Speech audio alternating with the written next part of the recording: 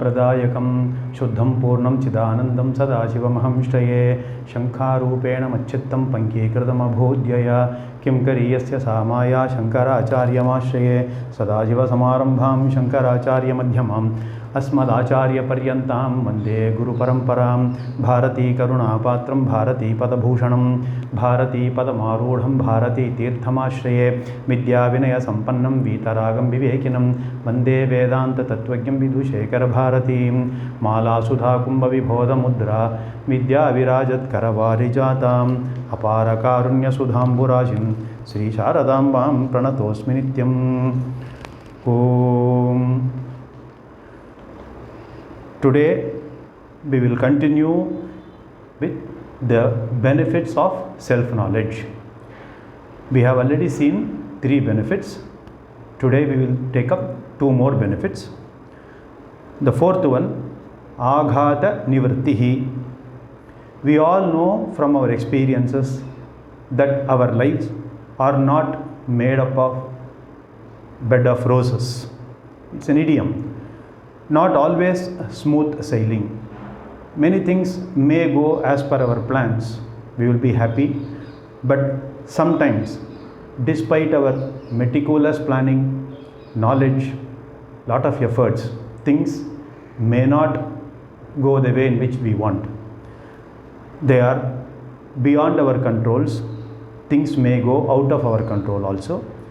This may lead to painful experiences. Life is a mixture of pleasurable experiences and painful experiences. We do have remedies for many problems in life. For example, for unpredictable electricity, we can always go in for a generator or battery, UPS battery or something. When the temperature is hot, humid, we can spend money and buy an air conditioner. So for many things, we can find remedial situations. But there are certain things for which there are no remedies available at all. Even from health perspectives, sometimes doctors say that one has to live with certain physical ailments. They cannot help. In spite of advanced medical sciences, there are diseases for which doctors do not know the root cause, and therefore there is no cure also. So people are told to live with certain problems. There are many things for which there is no solution. For example, behavior of our family members, close family members, spouse, children, parents, in-laws, you cannot change them at all. Few you may be successful in changing, but many things you cannot change. Bhagavan Krishna in Bhagavad Gita tells apariharyartaha, the situation as apariharyartaha, that is non-remediable or choiceless situation which we have to live with. Our scriptures point out that even though you may not be able to change certain situations, but the impact on you, that is the psychological pressure on you, how it affects you psychologically, that is called impact. That impact can be changed, can be managed, can be reduced, or by lot of practice you can nullify the impact also. Situation cannot be changed, but the impact can be altered. When a toy falls and breaks at home, the child cries. For the child, it is like pralayam. It is very dear to him. He doesn't want to lose. Unfortunately, it has fallen and it has broken down. As a parent, you are a Jivan Mukta as far as the toy is concerned. So you console the child, don't worry, nothing will happen. Tomorrow I will get you another new toy. So situation may not be changed, but impact can be controlled by us. Scriptures tell us you don't change, you cannot change the world in many cases. Therefore, you don't attempt to change. You cannot change your family members, but you can change their impact on you. You can wipe out the negative impact also. Impact is called aghataha, trauma. Deep and permanent scar, injury is left, particularly in the minds of people, which are caused by certain unwanted experiences. Certain acts caused by close family members or close friends may cause such injury, and it may leave deep scar in the minds of people. And some people cannot come out of such bad experiences or situations. It is trauma for them. Self-knowledge is a powerful medicine that can reduce the impact of all such painful experiences in life. Greatest shock absorber in life is self-knowledge.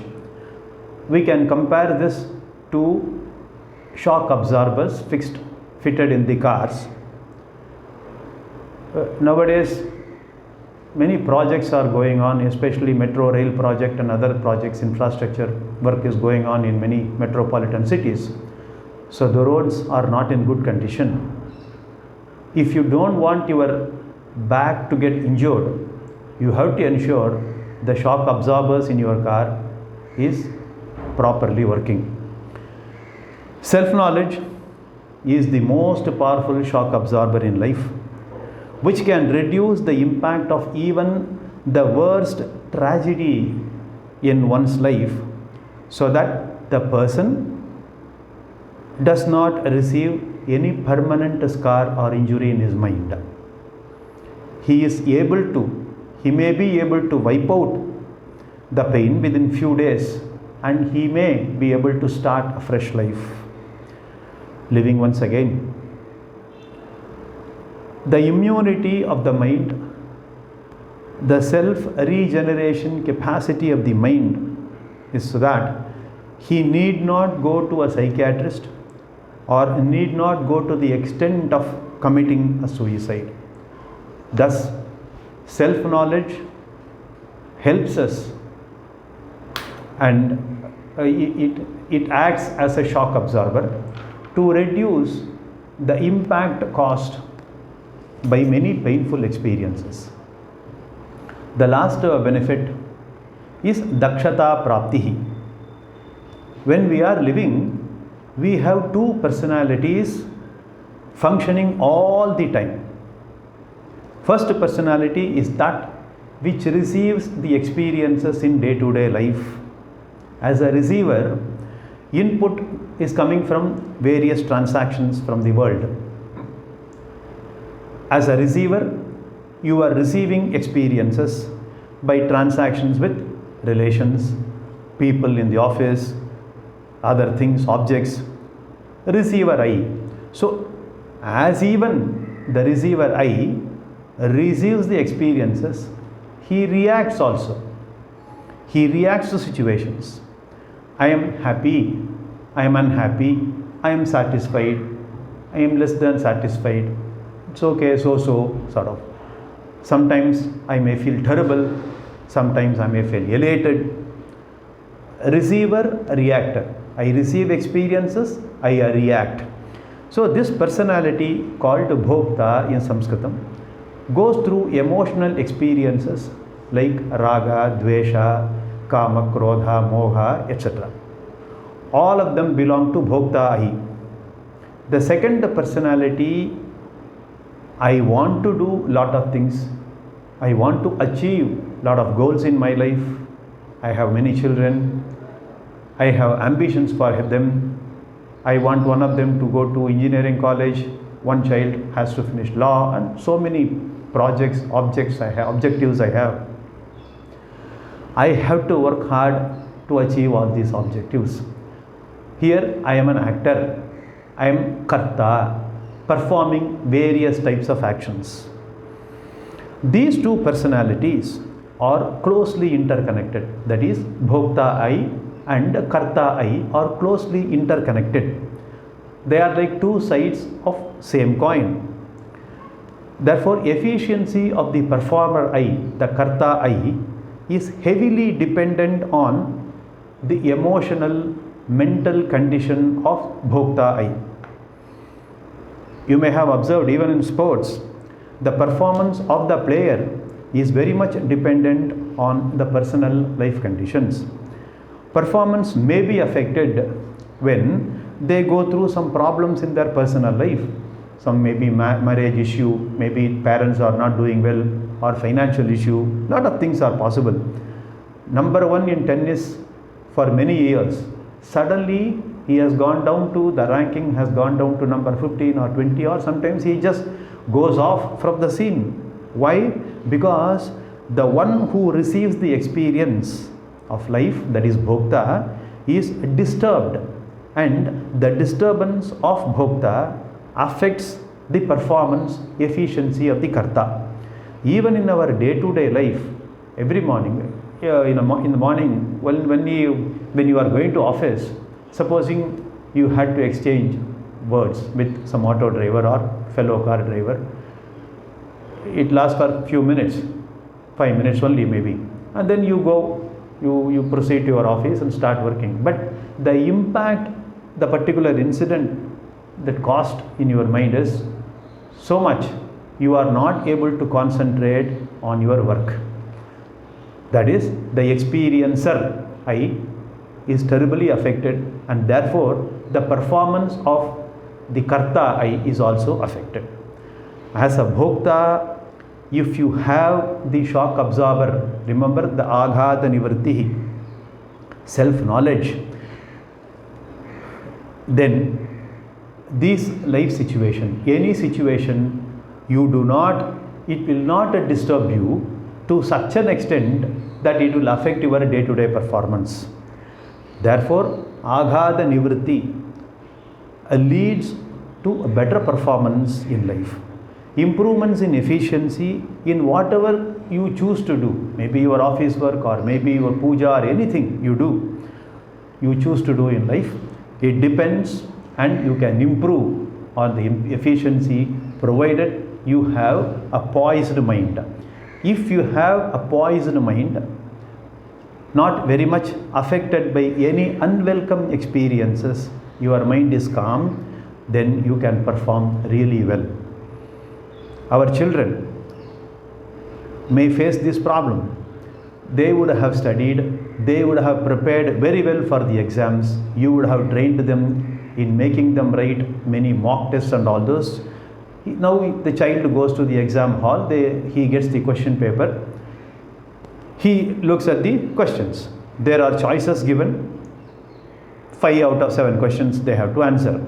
If the child has a balanced mind, he can maintain a balanced mind, then as soon as he starts reading the first question, although he does not know the answer for the first question, because his mind is calm, he goes to the second question, start writing the answer, and he finishes off the answer paper and walks out. Supposing the child doesn't have this balanced mind, the moment he understands that he doesn't remember the answer for the first question, then immediately some sort of panic strikes the child. Oh, what will I do? I don't know the answer for this question. Then it goes to the second question. Because the mind is already under the grip of panic, although he knows the answer for the second question, because of the panic, he forgets the answer also. Therefore, he is unable to write the answers properly because his mind is not well poised.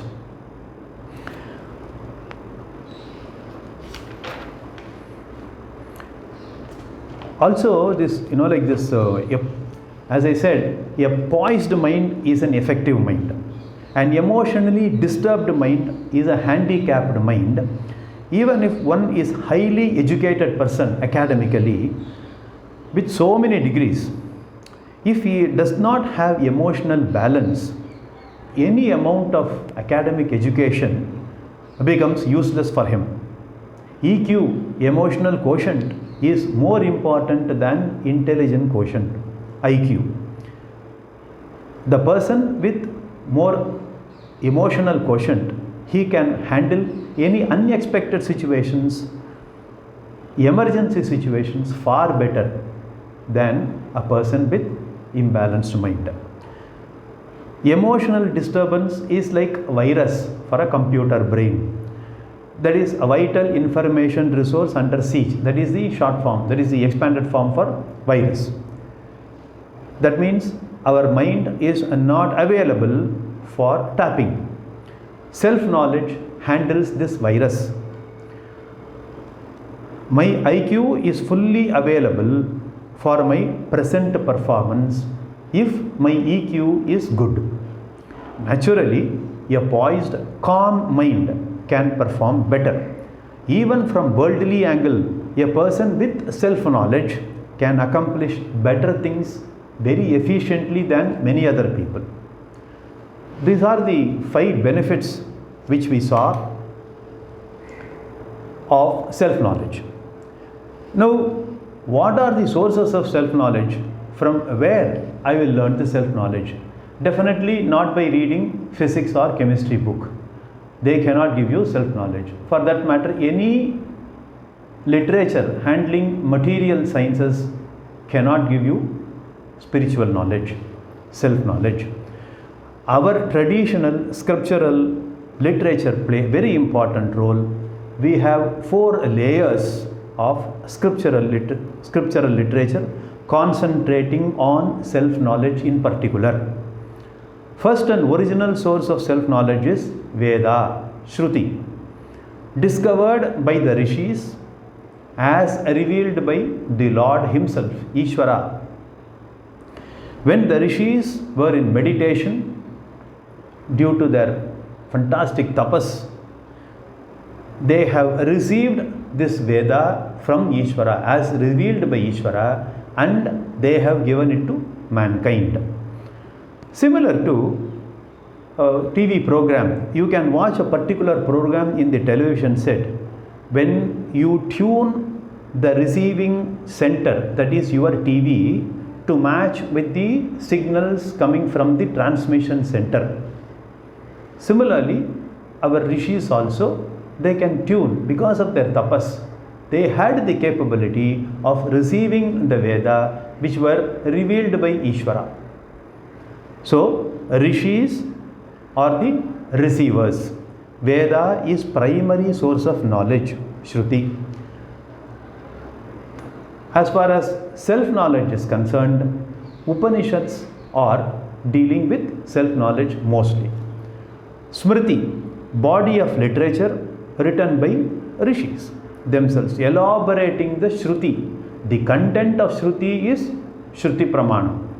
But because of their knowledge, because of their experience, the rishis have expanded, elaborated the Shruti wherever required, and they have given us Smriti Granthas.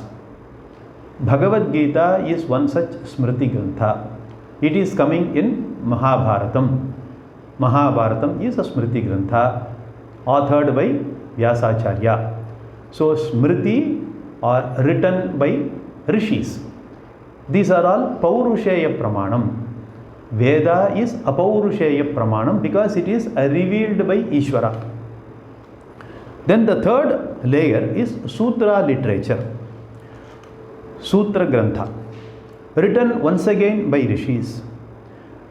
And most important as far as self-knowledge is concerned, Brahma Sutra. This Sutra Grantha is unique.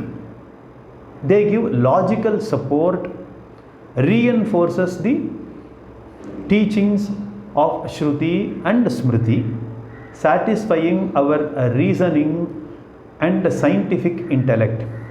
Because our intellect, our buddhi, understands the language of reasoning only through Tarka Shastra or Nyaya Shastra. These three layers, Shruti, Smriti and Sutra, are considered to be the most important ones, and they are the fundamental ones, foundations or basic pillars of our traditional wisdom. Shruti, Smriti, Sutra or Prasthanatrayam, original source of knowledge. Prasthana means what? Way or path of knowing. It is method of gaining knowledge. Now fourth layer is Prakaranams, Prakarana Grantha, authored by Acharyas and Gurus, coming in our traditional parampara. Knowledge given by Prasthanatrayam, which is the original source of knowledge, is carried down, transferred down to people like us by various Guru Sishya Parampara, generation after generation. That is how it is coming down from the rishis, from acharyas to acharyas, their Sishya Parampara, etc. Several works have been written by these traditional acharyas. Like for example, our Adi Shankaracharya has written many scriptures, many literature work he has done. His Sishya Sureshwaracharya, Vidyaranya Mahaswamigal has written Panchadashi, Anubhuti Prakasham and many other literature. They have done tremendous, their contribution is phenomenal. Even in these modern days also, great acharyas are adding to the original teaching, and these works written by our gurus or acharya parampara is called Prakarana Grantha. The first Prasthanatrayam, first three Prasthanatrayam, Shruti, Smriti and Sutra, were connected with rishis. Prakarana Grantha are connected to acharyas coming in our tradition. There are innumerable works written by our acharyas. Generally, we start our Vedantic Shastra study with Prakarana Grantha only, instead of going directly to the original Prasthanatrayam.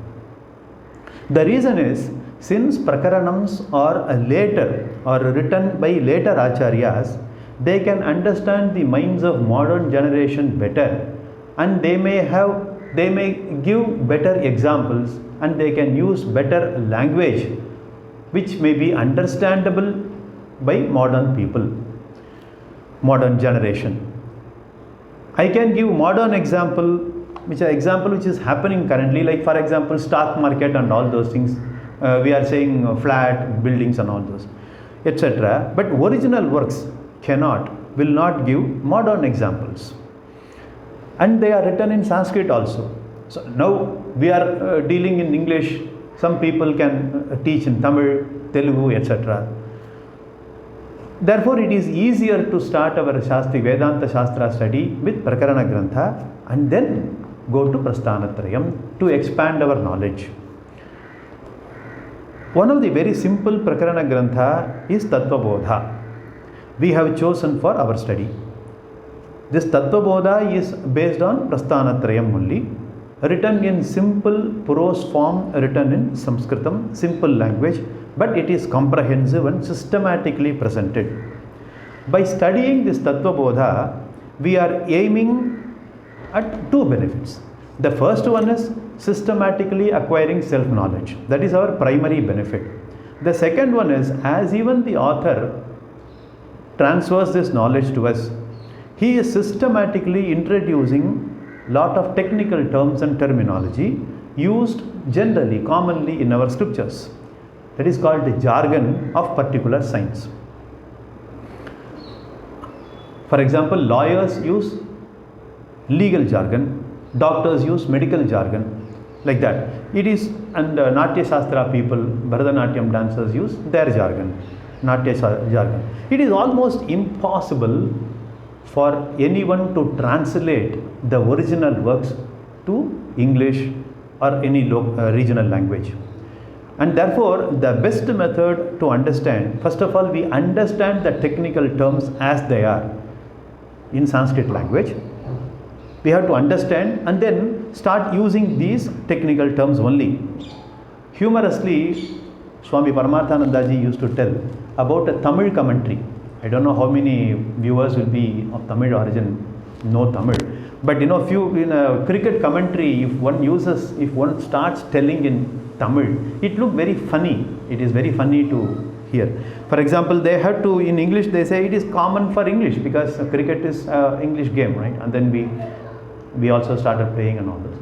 First slip, second slip, it's in English. So supposing I have to translate, I have to write Mudalavadu Vazhudal like that. Even for Tamil people, it is horrible to listen to that type of translation. What will they say for silly point? Silly is Paityakaram. Pulli means, point means Pulli, Paityakara Pulli. So silly point. So it is very funny. Therefore, it is better we use respective jargons of respective signs. Understand these words and then start using them. It is called paribhasha. Specific terms used only in that particular shastram. We have Tarka Shastra, Nyaya Shastra, Vedanta Shastra, Mimamsa, Yoga Shastra, so many things. Natya Shastra, every Shastra, there are paribhasha words. Shabda, paribhasha Shabda. After understanding these paribhasha Shabda, you can enter Prasthanatrayam, Shruti and Smriti and Sutra, and you can enjoy learning them. So this is all about the benefits of self-knowledge and a brief introduction of the text Tattvabodha. From the next session, we will start with text proper. Today, I will conclude the session with this.